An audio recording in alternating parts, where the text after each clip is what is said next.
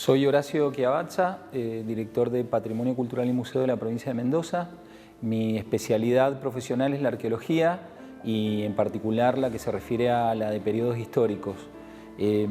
Soy docente de la Universidad Nacional de Cuyo en la carrera de Historia y de Arqueología y en ese sentido he llevado adelante proyectos de investigación tanto en la provincia como en el exterior.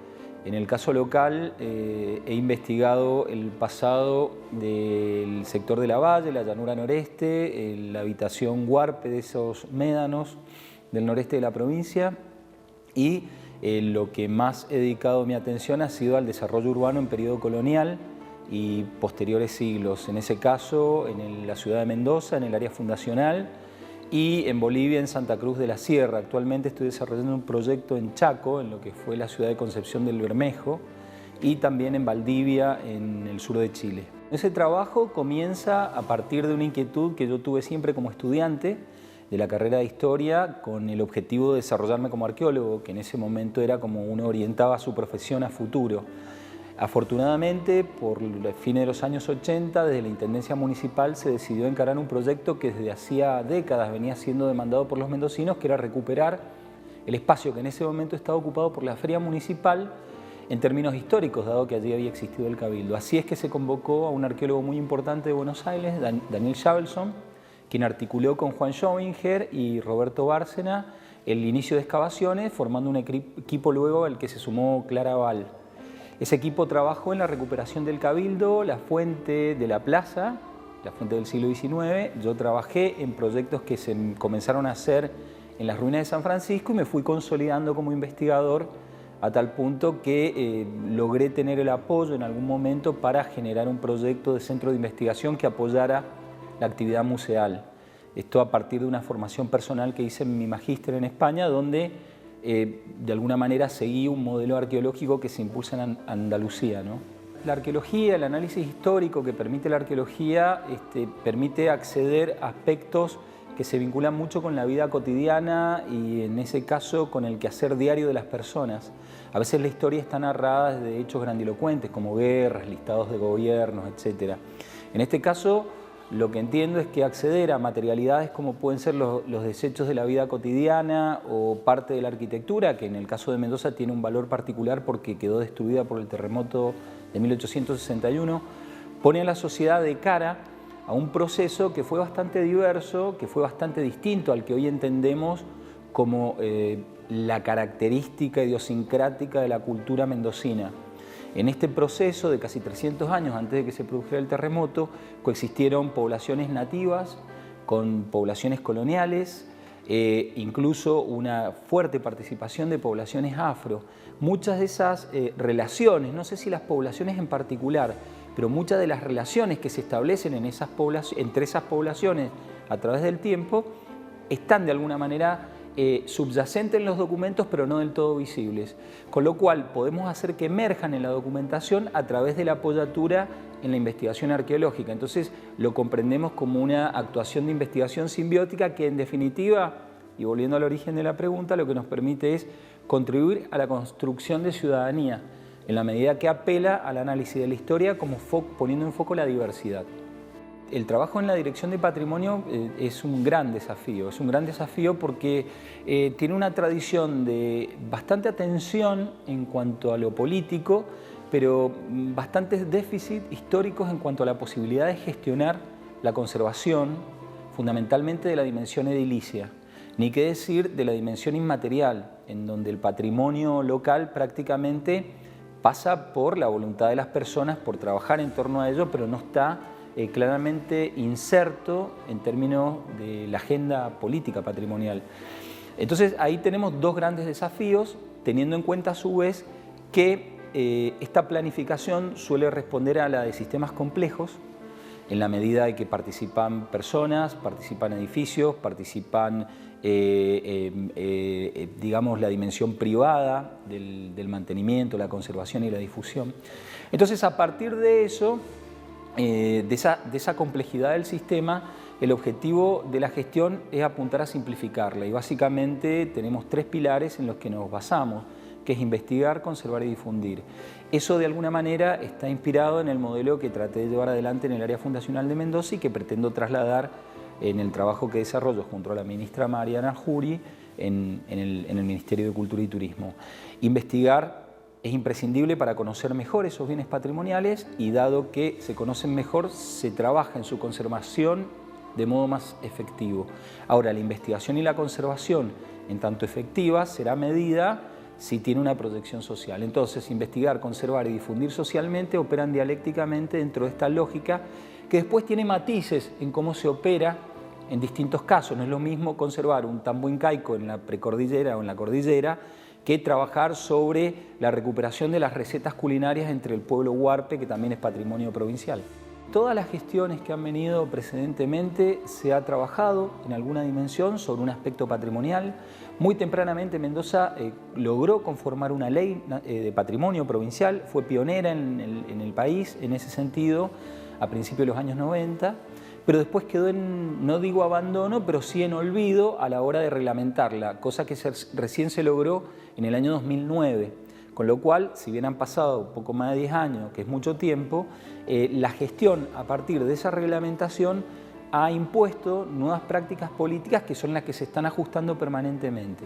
Eso por un lado. Y por el otro lado, el tema del financiamiento es sumamente importante, el patrimonio es muy costoso y en ese caso, en países como los nuestros, donde lo económico siempre está atravesando cualquier toma de decisión gestiva, depende entonces del diseño de agendas y de proyectos centrados en diagnósticos bastante asertivos para no equivocarse. Mendoza forma parte de este conglomerado que incluye países y dentro de países, regiones y en nuestro caso provincias, distritos, y en general ha sido un esfuerzo enorme lograr que este proyecto esté categorizado en términos de protección internacional por la UNESCO. Entonces, la característica del dominio incaico en Mendoza fue marginal en general. Entonces, la grandilocuencia de las estructuras arquitectónicas que existen en la provincia no es muy grande.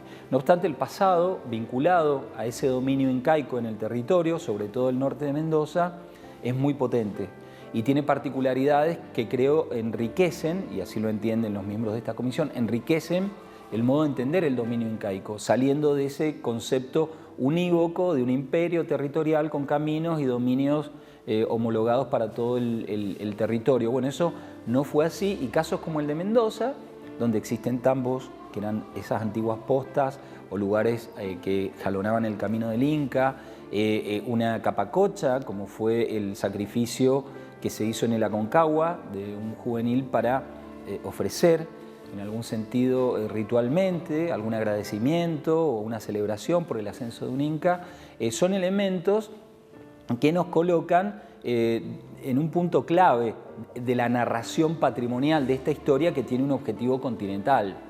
Es el límite meridional, digamos, del dominio inca, es donde el camino genera una conexión con los dominios incas del otro lado de la cordillera, en Chile, donde fueron muy intensos, donde se garantizaba, por ejemplo, la explotación del oro que se hacía en el Marga Marga, en Chile, en la zona ahí de Viña del Mar. Entonces, la posibilidad de entender el incario y de conservarlo mejor depende de la conservación y de la participación activa de Mendoza. Y en ese caso lo está haciendo a través de su participación en una comisión nacional que luego tiene un alcance internacional.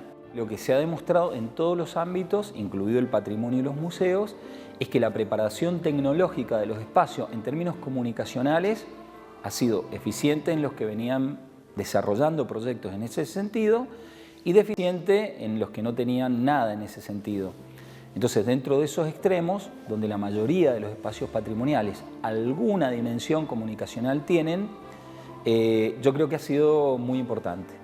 La razón de ser de los museos en la actualidad está claro que es la posibilidad de que la gente los visite y que no solo los visite, sino que disfrute en su visita de esos espacios. Entonces, eso en las últimas décadas ha trasladado un montón de teoría de la didáctica, de la pedagogía vinculada a la educación, que se ensambla con la tecnología como mecanismo atractor. En el caso de Mendoza, se comenzaron a desarrollar en distintos lugares proyectos específicos de ampliación hacia nuevas tecnologías. Yo en lo particular soy un poco, no soy reacio, pero soy crítico de la implementación de la tecnología por la tecnología mismo, que suele ser muy atractiva y generar el disfrute público, pero a veces adolece de dos aspectos. El primero es la superficialidad y la carencia de contenidos. Entonces el primer paso es el de los contenidos. Creo que Mendoza en gran parte de sus museos, no en todos, o en gran parte del patrimonio, tiene ese correlato de apoyo en los contenidos. Lo que sí veo más difícil, y que por eso muchas veces no es que me oponga al desarrollo de la tecnología, sino que lo pongo a caballo del desarrollo de estrategias didácticas y pedagógicas que no dependan de la tecnología, es la capacidad de mantenimiento. Hoy tenemos museos que tienen muy buenas pantallas de plasma y tienen videos, pero evidentemente cuando el turista llega, un turista experimentado en el consumo patrimonial mundial, lo primero que hace, como anécdota, es ir a la pantalla y tocarla, y no funciona así, porque la tecnología nuestra tiene quizás, no digo 100 años, pero 10 años, que es poco, es mucho en la tecnología por otro lado.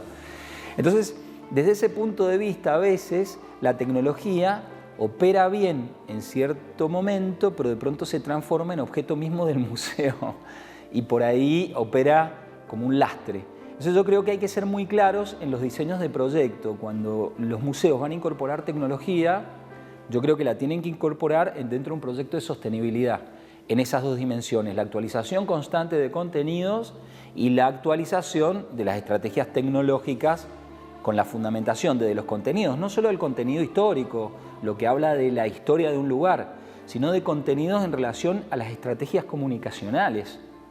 Digo, hoy podemos tener espacios con pantallas táctiles y videos genialmente construidos, pero si adolecen de una teoría comunicacional en relación a eso, quedan como tecnología subutilizada.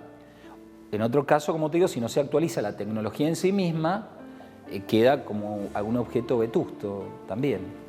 Seguimos aprendiendo. Yo creo que, al menos desde la posición que con el equipo de patrimonio hemos estado trabajando, primero fue aprender a reunirnos a través de la tecnología, porque no podíamos tener el contacto social. ¿Y aprender a qué? Aprender de contextos críticos cómo podemos sacar ventajas. En este caso, aprovechando el contexto de cuarentena, estamos tratando de generar consultas para saber a dónde estamos. Es decir, nosotros creemos saber a dónde estamos. Tenemos los espacios cerrados, hay que volver a abrirlos. Debería ser con mucho énfasis en términos comunicacionales relativos a el volver a salir a interactuar como seres humanos, y nada mejor que hacerlo en contextos de historia. Ir a un museo y encontrarnos en relación a un pasado con fotos, puede ser muy lindo, muy interesante, tanto como un parque, digo. Pero no, y esto se relaciona un poco con la política de investigar, conservar y difundir, queremos investigar qué es lo que la gente estaría demandando, qué es lo que querría visitar o conocer o retomar. Porque a veces los que nos dedicamos al patrimonio, a los museos, a la historia, a la investigación, tenemos intereses que son muy puntuales y se vinculan con lo académico o con la necesidad muy importante también de conservar valores históricos que son enormes. Es decir, las pinturas de Fader son de un valor casi universal, pongámoslo por caso, y es fundamental, es indelegable la necesidad de proteger eso, pero muchas veces está alejado el énfasis que nosotros ponemos a proteger y difundir eso a los intereses que puede tener la mayoría de la gente. Y sería un error pensar que la gente está equivocada si no le concede el mismo valor que nosotros a ese elemento patrimonial.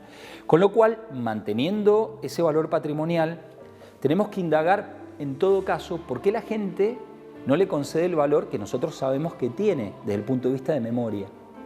Pero a su vez nosotros tenemos que aprender a conocer cómo se construye patrimonio todos los días. Y cómo hay intereses hoy en las personas por ir a conocer lugares o bienes patrimoniales que quizás no están dentro de nuestra agenda inmediata de trabajo, pero que se pueden transformar en una agenda de acá a 5, a 10, a 20 años. dentro del trabajo de esa agenda y de la planificación es la que queremos trabajar con plazos cortos, medianos y largos, donde el largo en nuestro caso será la de esta gestión de gobierno. Desde el concepto de paisaje, todos los paisajes tienen una construcción histórica. Entonces esa construcción histórica uno la puede, digamos, poner en clave visitable, poniéndola en valor. Mendoza tiene una cuyo eje es evidentemente, por consenso popular y masividad de votos, el arbolado y las acequias. No solo en la ciudad, sino en los vínculos que existen entre la ciudad arbolada y con acequias y los canales que unen esas ciudades con los sistemas rurales que tienen sus acequias y sus sistemas de arbolado funcionales a tales plantaciones, ejemplo, las líneas de álamo. Entonces, tenemos un paisaje que articula lo urbano y lo rural dentro siempre de ese eje y esa lógica que aparte, digamos, no es muy antigua, pero desde el punto de vista patrimonial es muy valiosa porque construyó identidad en muy poco tiempo. Entonces, ese paisaje en sí mismo ya es súper valioso. A partir de la construcción de ese paisaje, que es pensado, y que lo pondría como el número 1, porque nos envuelve y estamos dentro de él, en él somos partícipe, no es un patrimonio ajeno, como una obra de arte que pintó tal persona, que fue muy destacada y en sí mismo representa un valor universal, sino estamos involucrados dentro de ese patrimonio y de alguna manera nos patrimonializamos los propios ciudadanos. Entonces, ese sería el número 1. Dentro de ese número 1 empiezan a operar estos hitos que podríamos decir. Esos hitos podrían hacer numerar 5 casas por allá, 3 esculturas por acá. Lo que es importante es empezar a juzgar sistemas o redes de relaciones patrimoniales. Por ejemplo, en la provincia, ahora me voy a otra escala, en la provincia tenemos varias decenas de museos. La gestión anterior se encargó de hacer un paneo y un diagnóstico muy interesante. Allí pudimos descubrir que hay un potencial de interés por parte de la sociedad y los poderes políticos municipales de tener espacios de memoria que se concentran en esos museos. Lo que necesitamos ahora es tratar de musealizar en red la provincia, que no todo museo, esto es algo que hay que consensuar con las comunidades, evidentemente, pero que no todo museo necesariamente tenga que hablar de los huarpes, de la conquista española, del vino. ¿Por qué? Porque hay distintos valores. Yo tuve la oportunidad de trabajar en La Jaula, en el oeste del Valle de Uco, en la montaña, en una escuela rural, donde con el equipo de investigación logramos conocer cuáles eran los intereses que subyacían, pero que muchas veces permanecían tímidamente ocultos en esa comunidad escolar y se vinculaba fundamentalmente con 2 cosas. El origen de la escuela, que era un edificio de 10 por 5 metros de adobe que conservaba solo las paredes, ni el techo ni nada, y por otro lado empezamos a hablar, a conversar y a tratar de descubrir juntos el modo de vida de la ganadería trashumante en la cordillera de Chivo y los puestos y cómo es la vida y por qué y eso se relaciona con la vida de los propios chicos que se tienen que quedar en la escuela hogar porque sus padres están haciendo la veranada.